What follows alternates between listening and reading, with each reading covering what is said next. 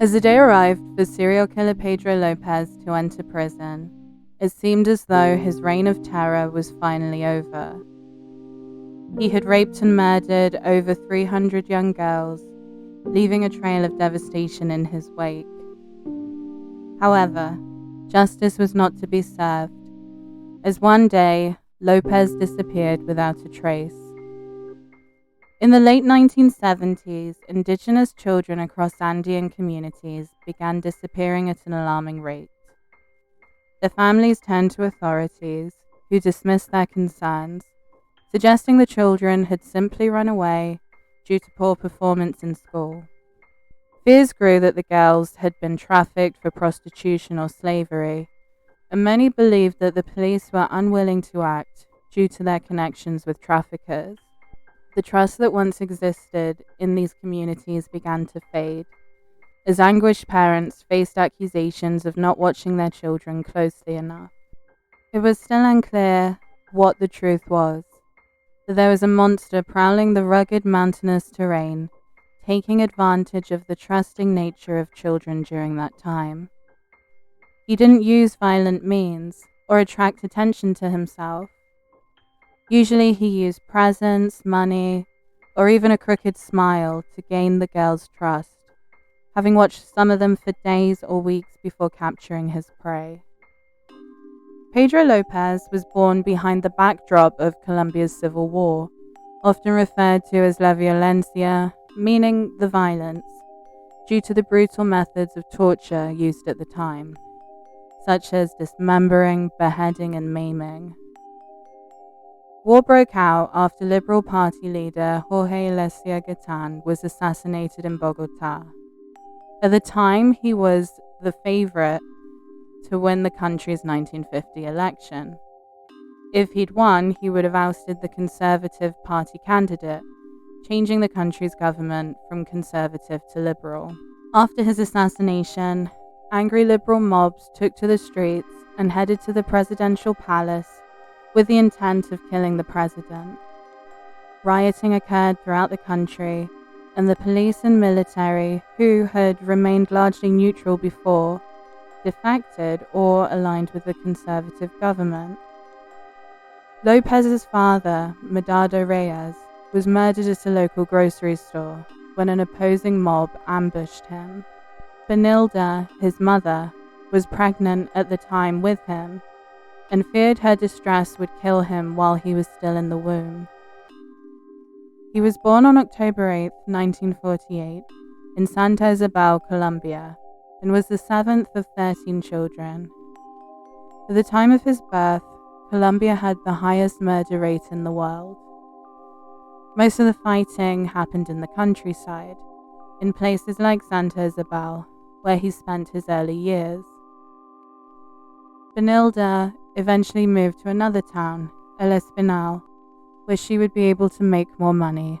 Lopez repeatedly showed himself as an unreliable narrator, and many of the timelines and stories about his life, particularly his childhood, are inconsistent.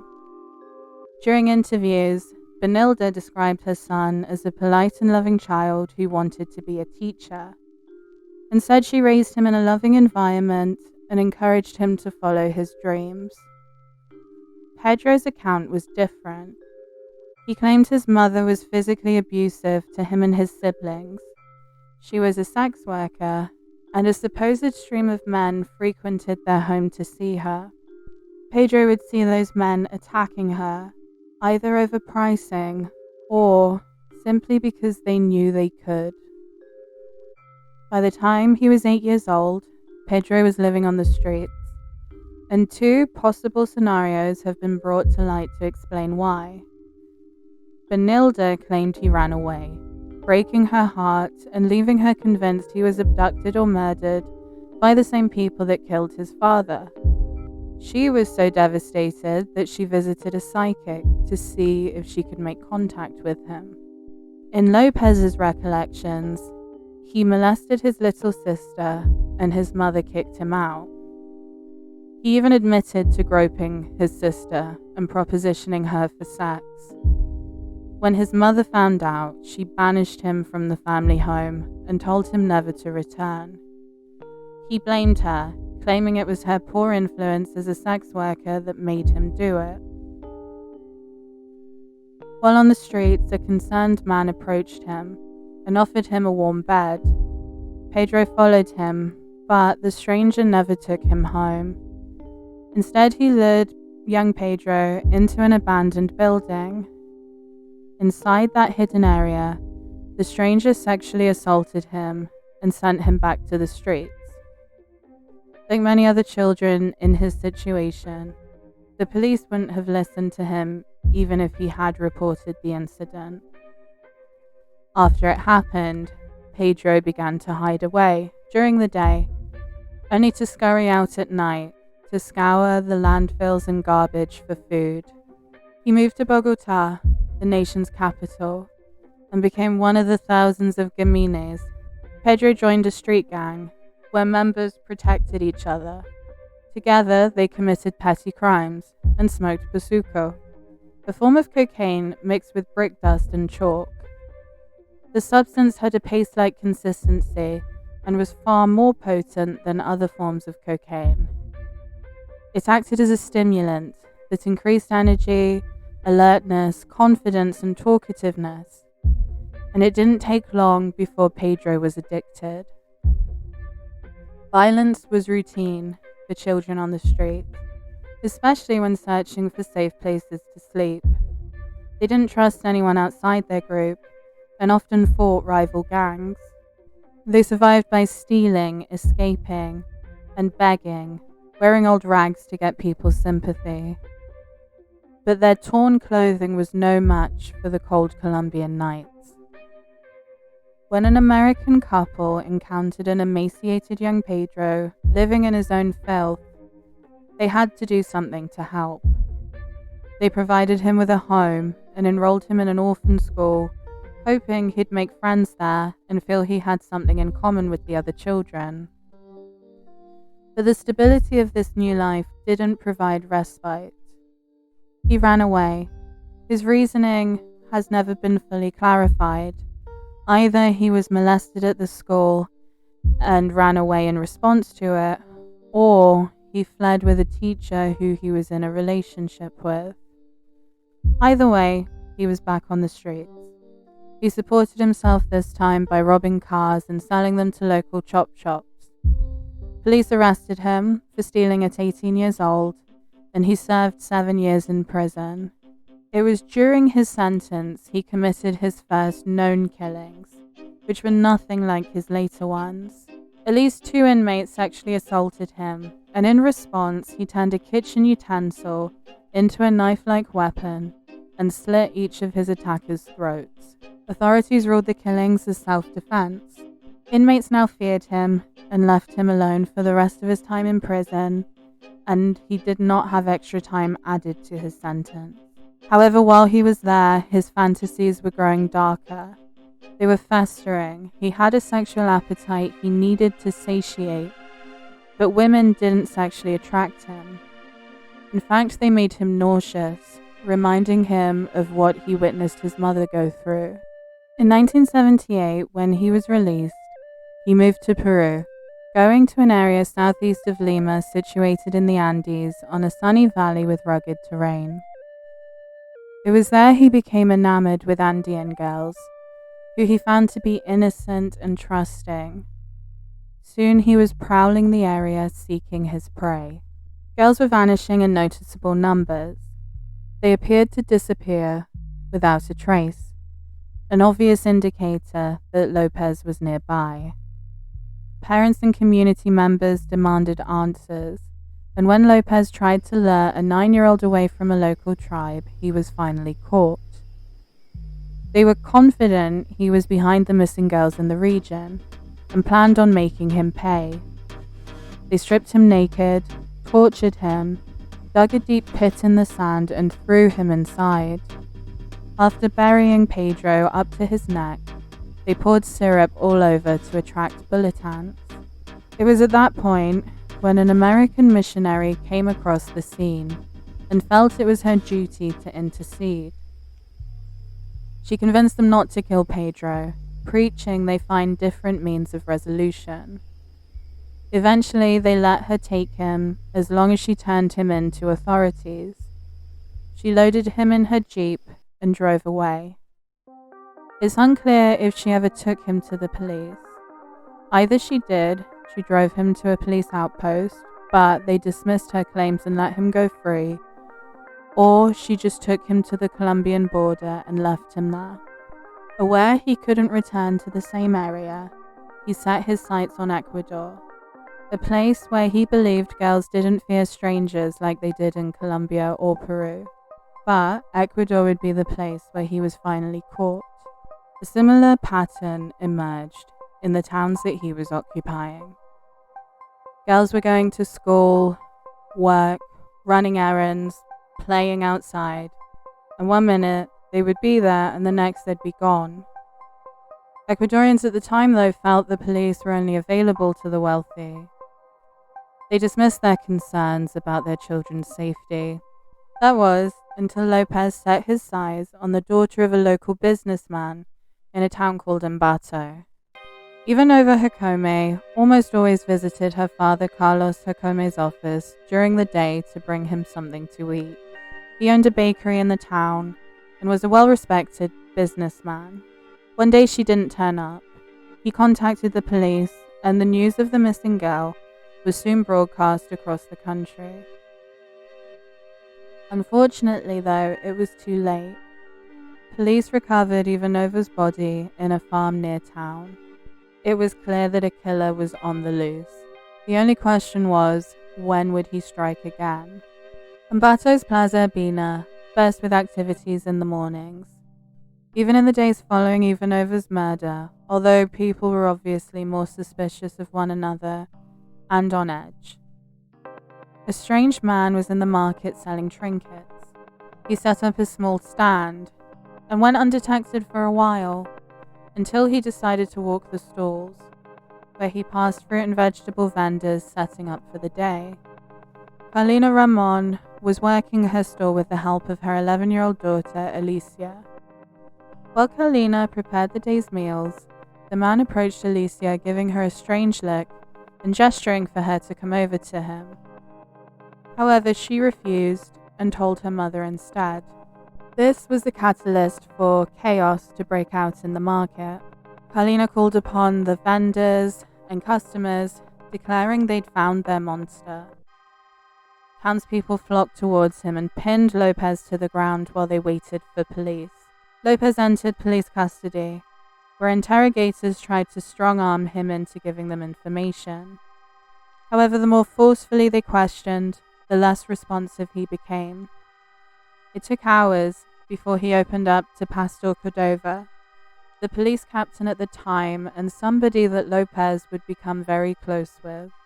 The problem was that once he started talking, he wouldn't stop.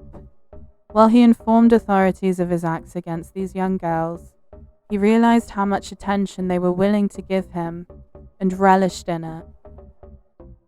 He enjoyed discussing what he'd done and spent a lot of time philosophizing about life and death on camera. In one interview, he spoke of death as this seductive process where a person loses their emotions and senses and becomes enveloped in darkness, where everything you did to them falls into too. Authorities needed him to lead them to where he buried the bodies, taking them on a grim tour of 11 Ecuadorian provinces. They had to dress him like a police officer, because if he was recognized, he would probably be murdered himself. They went to the outskirts of Ambato, to the Ficoa Bridge, where he took Hortensia Garces Lozada, who he killed 10 months before. He approached Hortensia while she was selling newspapers. She was making money for the family as her mother was pregnant. Lopez claimed to be a tourist and offered her money to show him around. When they were out of sight, he sexually assaulted and strangled her, then left her body buried in the newspapers she had been selling. Her family identified her only by her clothing, as months of lying in the rough terrain had reduced her body to a decomposed skeleton. With all the horrendous details that Lopez was revealing, police knew they had to control themselves around him and keep him talking until they had all the information they needed. However, that process was almost too much to bear. He enjoyed the tour. The officers he was with would give him tobacco, feed him, and did everything in their power to make him comfortable. He felt so close to Pastor Cordova, he began to call him Papa. Lopez displayed a sense of satisfaction when he showed them the bodies, recalling details from where he found the girls, the dates and times he took them, what they looked like, and what he did to them.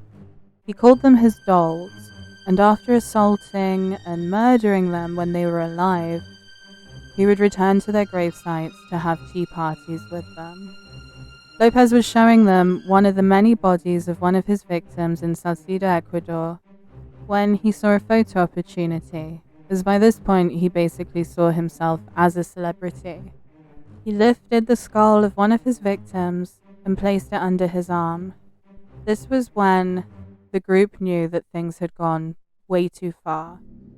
Pastor Cordova snatched the skull from him and returned it to its shallow grave in disgust, unwilling to let him have his moment. By the time he finished his tour around Ecuador, Pedro had shown authorities 57 bodies and confessed to each one. They charged him with 110 counts of murder, although he committed 200 more. It was at this time that it became clear that the decision to go to Ecuador was far deeper than just being lured by the trusting nature of the children there. He knew the law was on his side in the country. In Ecuador, a killer at the time would only receive one sentence for murder, no matter how many they committed. It was because of this that victims' families feared justice wouldn't be served. Having declared himself guilty, he agreed to be interviewed by a local reporter. Throughout the interview, he tried to explain himself, blaming his actions on the abuse he endured as a child. He claimed to have eliminated people who were insignificant and took their innocence as he lost his too. He seemed to think he'd done them a favor by saving them from poverty. Another thing that he brought up in the interview was asking the reporter if he would be remembered, following it, unironically, with stating that he was too young to die.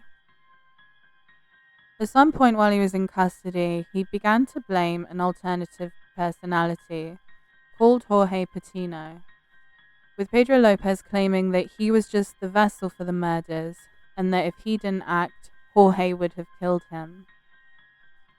His psychological evaluation revealed something different. He was a sociopath that didn't know right from wrong and was incapable of feeling remorse. This was clearly demonstrated. When he strangled the girls, he didn't feel anything. His biggest concern the whole time was not getting caught. Pedro's sentence was 16 years, amounting to only 4 months for every girl. Citizens were disgusted with how the case was handled, believing it should have been treated as a special case. In prison, he spent his time in a section specifically for rapists and murderers. He spent his days smoking bazuco, writing in his diaries, and would carve coins with Jesus on one side and the devil on the other. After all he had to do was be patient, aware that he'd be released before he turned 50. On August 13th, 1994, he actually left prison early for good behavior, having only served a 14-year sentence. He was 45 years old. Many of the parents of the victims openly spoke about how they wished they'd taken the law into their own hands. They clearly wanted him dead. One of the mothers said that she wanted to break him into pieces, and one of the fathers gathered his friends to help him gather wood so that they could burn Lopez alive. An hour after his release, though, Ecuadorian migration handed him over to Colombian authorities to begin deportation proceedings. the Colombian National Security Department would not let him roam free. Colombian prosecutors planned on taking advantage of the country's harsher laws and prison sentences, with the agenda to lock him away forever. Pedro had traveled to El Espinal decades before, and another girl went missing a month into his time there. Her body turned up in a rural area, and her mother identified the child based on her clothing. It had all the makings of a Pedro Lopez killing. Colombian authorities had enough evidence for a conviction and wanted him dead, but he found a loophole once again. A psychiatrist deemed him insane and admitted him to a psychological facility. After his hospitalization, another psychiatrist said that he actually was sane. Many suspected he'd faked the entire thing. Either way, his bail was $50, and once he paid it, he was released under two conditions. One, that he continue his psychiatric treatment, and two, that he visit a judge once a month. Lopez's scouting methods were not random. He purposefully targeted Andean girls, and even admitted in an interview that he once considered luring a blonde girl away from a local market. The girl was clearly a tourist, and her parents didn't leave her side the entire time. He seemed to take that as a sign, and that it would have attracted too much attention to abduct a tourist. There were many factors beyond the prison system that he exploited. It was much easier for him to target girls that weren't scared of him. In many of the communities that he went to, there were strong bonds of trust and solidarity, which made it more likely for children to trust strangers who appeared friendly or non-threatening. Poverty and vulnerability also played a role, as he admitted in the interview. It was easy to lure these children away with gifts, food, or the promise of a better life. It would be remiss to not mention that Lopez was a master manipulator. He pretended to be a person of authority or someone that could help them, making it easier for him to gain the trust of vulnerable individuals. But what made this man capable of such evil? We've already discussed his youth. It's undeniable he experienced neglect, abuse, and violence. While childhood trauma alone doesn't indicate a person will become a serial killer, it's often cited as a factor in the early life of a person that becomes one. Lopez experienced sexual abuse on several occasions, shaping his attitudes, behaviors, and perspective on life, particularly the way that he saw women. And on that token, he also had a poor relationship with his mother and never showed her any respect. After his release from prison, he visited Benilda, who he hadn't seen for decades. When he walked through the door, he demanded she kneel and bless him, but she insisted that as his mother, it should be the other way. He resentfully got down on one knee. Lopez wasn't there to reunite. He wanted his inheritance, but all she had to her name at that point was a bed and a chair. She was older and far less mobile than before, but he didn't care. He took the two items of furniture and put them outside to sell. She asked what he would do if nobody bought them, and his answer was that he would set them on fire. Fortunately or unfortunately, it never came to that. Passers-by bought both pieces. Lopez took the money and left. It would be the last time anyone would see him alive. There are many theories about what happened next. Some people think that citizens took matters into their own hands and killed him, while authorities turned a blind eye. And others suspected that he took his own life. Or he could still be scaling the rugged terrain of the Andes, scouring schools and people's houses, waiting for the moment when a little girl makes eye contact with him. 20 years after his release, Ecuador changed the murder sentence to 25 years.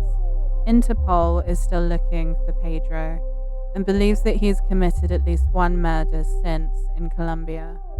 The 2006 edition of the Guinness Book of World Records credited him as the most prolific serial killer, but quickly removed the listing after complaints that it turned murder into a competition. The total number of people he has killed is unknown.